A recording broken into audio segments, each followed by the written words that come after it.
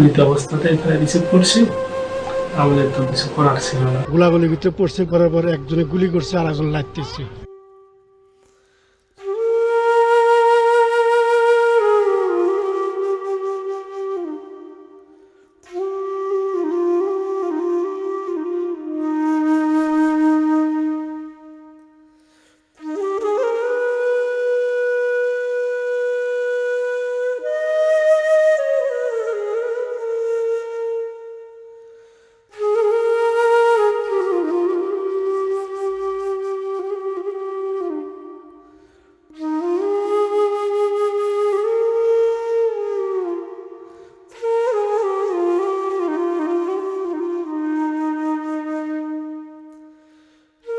ওয়াইফের দুইটা miss call.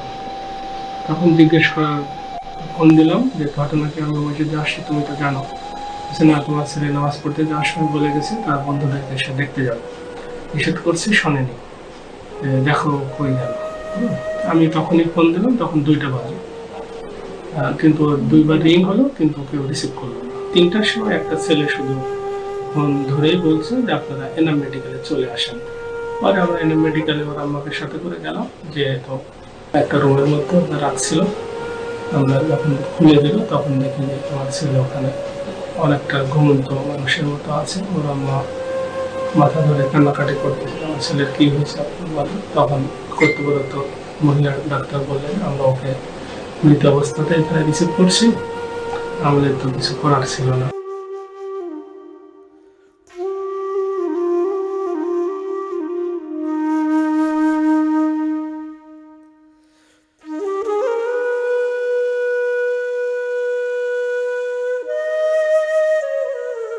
ছেড়ে যে গুলি ঝাঁঝরা করলো, এটা তো খুব অন্যায়।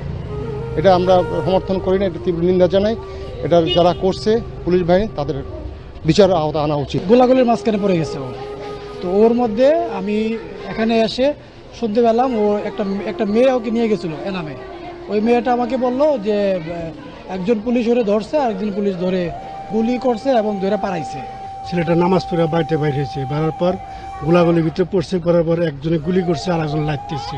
কিন্তু এটা আমরা আপনাদের মানিয়ে নেওয়া সম্ভব না। এটা আমরা ন্যায্য বিচার চাই আর কি।